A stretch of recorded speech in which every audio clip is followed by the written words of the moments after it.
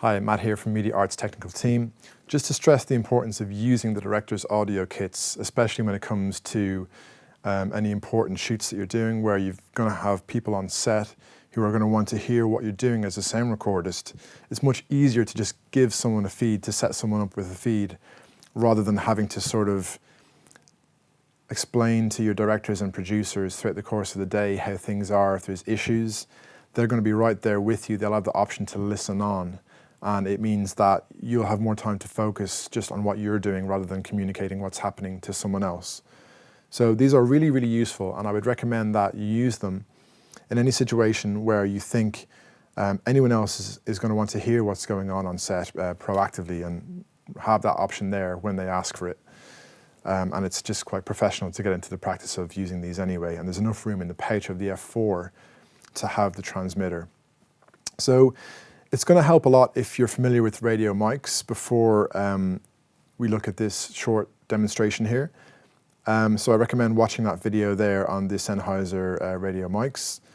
The settings are quite similar, to be honest with you, although there's kind of less options here because it's more straightforward. It's just a wireless way of transmitting sound from a mixer or field recorder to someone on set who might want to listen with some headphones. So there's not too much to get wrong here, although the main two things to bear in mind with this kit, well, three things really. One is that it's set to receive what the person expects, the director or whoever it is, what they expect to hear. That's more set on the F4 itself rather than here. The first most important thing is that it's not going to damage the hearing of whoever is using it. And the second thing is that it's not adding on any adverse effects to the signal. It's not degrading or doing anything bad to the signal that is causing confusion to the person who's using it. They might think, oh, you've got really bad audio there, whereas actually it might just be that you're distorting it on the director's audio kit. So we're just going to have a quick look through, and we're not going to spend too long because it's very similar to the wireless kits, just without some of those features. So looking more closely just at the transmitter. So this is obviously the device that is connected to the recorder or the camera, and that is wirelessly sending the signal, transmitting it to the receiver, which is going to be the person listening at the other end.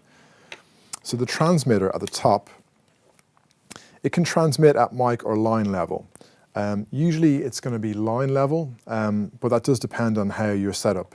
So you want to connect the 3.5mm in there, and the other end of it is a female XLR.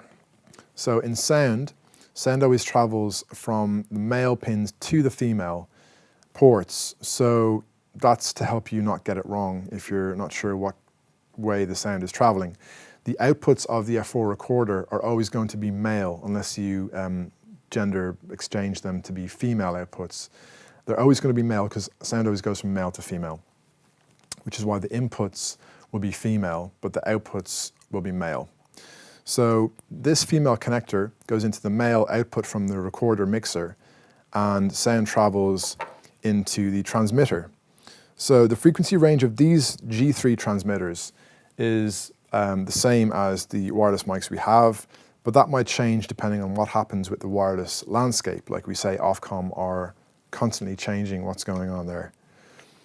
So the transmitter has an on-off button as per the wireless mics. However, the receiver unit is slightly different. So the receiver on top has a headphone port, so the director or whoever is wanting to listen can use their own headphones. But instead of a on-off switch here, it's got a on-off switch here, which turns into a volume control. So they can control their own volume, which is really handy. They don't need to ask for constant changes of the volume from the recorder. Similar to the wireless microphones, these devices need to be set to the same frequency. Otherwise, they're not going to be able to communicate radio frequency from the transmitter to the receiver. So the receiver here is showing radio frequency on a green LED. If I turn off the transmitter, you would expect that radio frequency to drop off. So we're not getting anything now from the transmitter. and the radio frequency LED has dropped off. Sometimes you still get a bit of RF. It might be picking up some traffic in the area because I've got wireless mics on. There's other wireless mics that are in use in this vicinity that are in nearby neighboring frequencies that might impact this.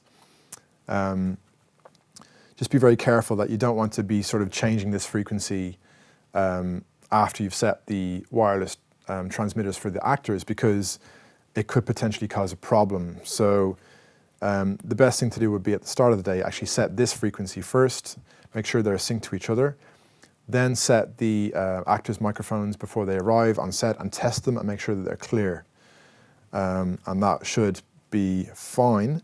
If you do want to change the frequency, it's quite easy as per the other microphones. You just go into the menu and I don't think, these ones do have presets still. So you can use the presets or you can manually punch it in the advanced part of the menu. So same as what we did before. So just bear in mind that you need to be staying within channel 38, which means 606 to 614 megahertz only. If you go beyond that, then you might be breaking the law if you're not licensed. And if you don't know if you're licensed, chances are you're probably not. So best to stay in that shared range of the frequency spectrum. Ofcom keep changing that because of wireless usage in other areas of the spectrum.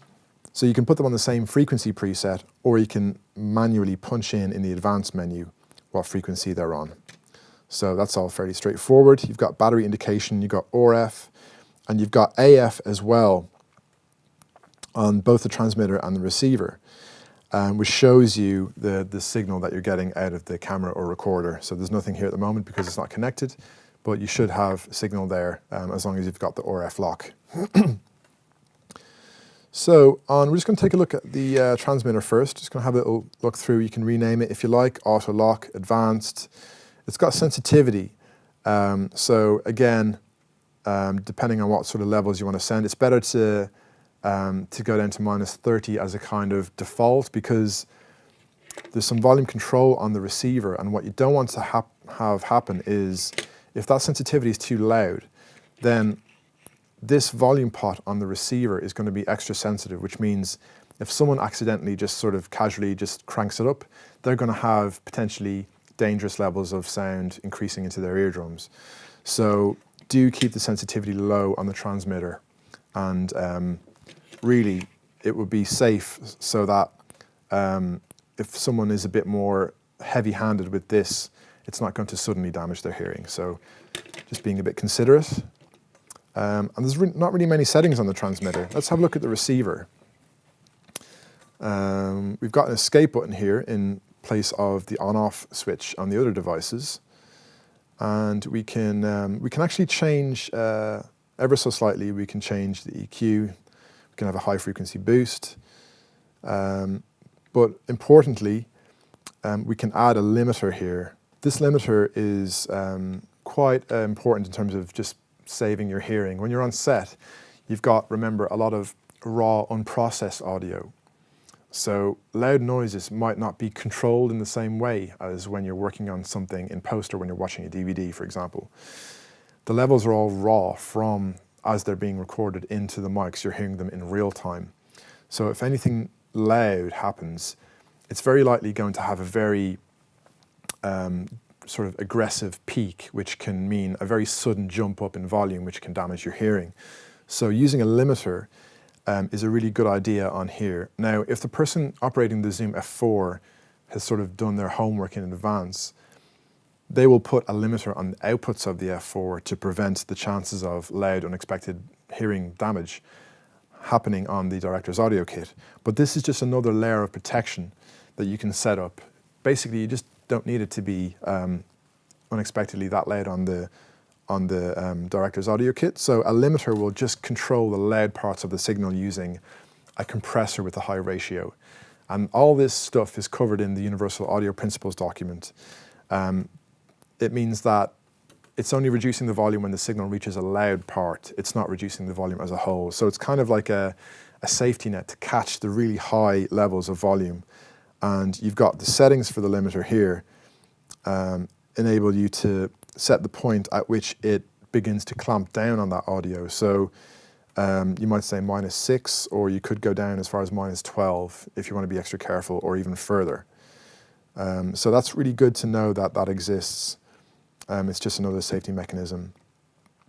And then the volume control can be used, and it should provide a safe working level, as long as if you've got the limiting on the output of the device, and then on the receiver, and the transmitter is set low at low sensitivity, which is a minus inverse scale, so -30 or so is a much lower signal level than if it's a number such as 12.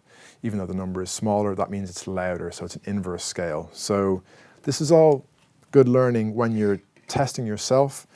It's much better to understand how these things work in your own time before things get very busy and stressful on set.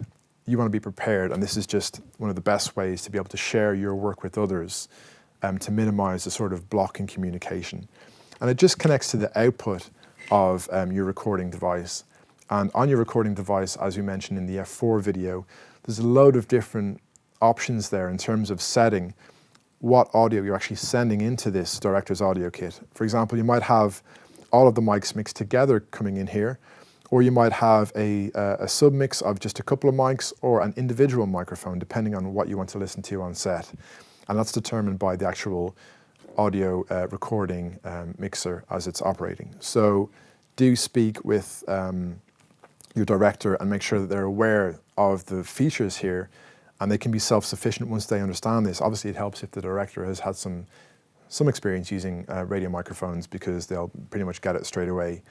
But if you have any more questions specific to how you use these and why you might use these on set, just let us know. It's really going to help you when it comes to your bigger shoots, when it comes to larger crews, absolutely. So that's it.